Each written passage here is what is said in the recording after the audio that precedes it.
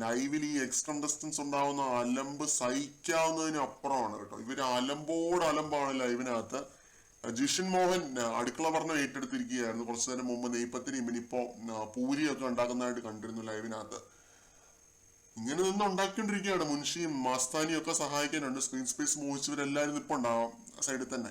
ജിഷിൻ ഇങ്ങനെ അടുക്കള ഭരണം ഏറ്റെടുത്ത ജിഷിന് പിന്നെ വട്ടാണ്, അറിയാമല്ലോ. അപ്പൊ നെവിൻ അവിടെ പോയി എന്തോ പൂരി ഉണ്ടാക്കാനോ മറ്റോ ശ്രമിച്ചപ്പോ നെവിന്റെ ശരിയായില്ലെന്ന് പറഞ്ഞ് വേസ്റ്റ് ബാസ്കറ്റിൽ ഇടുന്നു.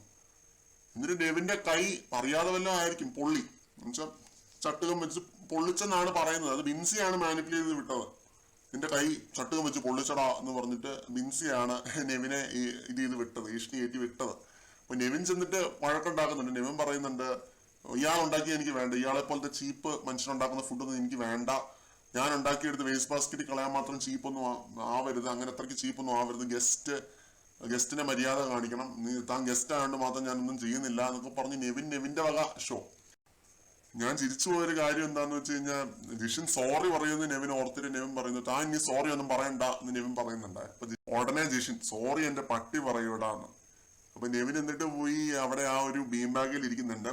പോയിരിക്കുന്ന തന്നെത്താൻ ഇരിക്കുന്നൊന്നും അല്ല, അനീഷ് പുറകെ പോയി മരുന്ന് വെച്ചു കൊടുക്കാൻ വേണ്ടി പോകുന്നുണ്ട്. നെവിൻ ജിഷിൻ നിർത്ത്, മതിയാക്ക് എന്ന് പറഞ്ഞിട്ട് അനീഷ് പിടിച്ചോണ്ട് വരുന്നതാണ്. അനീഷ് പോയില്ലായിരുന്നുണ്ട് അവിടെ വഴക്കുണ്ടാക്കിക്കൊണ്ട് അവിടെ നിന്നേനെ. കൈ നല്ലപോലെ പൊള്ളിയിട്ടുണ്ടെന്നാണ് തോന്നുന്നത്. അനീഷ് തന്നെ പോയി മരുന്ന് വെച്ച് കൊടുക്കുന്നുണ്ടെന്നാണ് തോന്നുന്നത്. അതോ ഷൈറ്റിയാണോ? അനീഷാണ് എന്തായാലും മരുന്ന് എടുത്തുകൊണ്ട് കൊടുത്തത്. ആ ഒരു മേക്കപ്പ് ഏരിയയിൽ നിന്ന് മരുന്ന് പോയി എടുത്തുകൊണ്ട് കൊടുത്തത് അനീഷാണ്.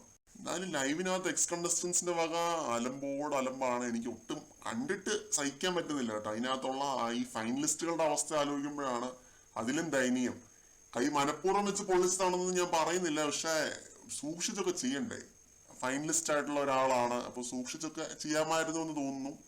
അപ്പൊ ഇതൊക്കെയാണ് ലൈവിനകത്ത്. കൂടുതൽ അപ്ഡേറ്റുകളുമായിട്ട് വീണ്ടും കാണാം.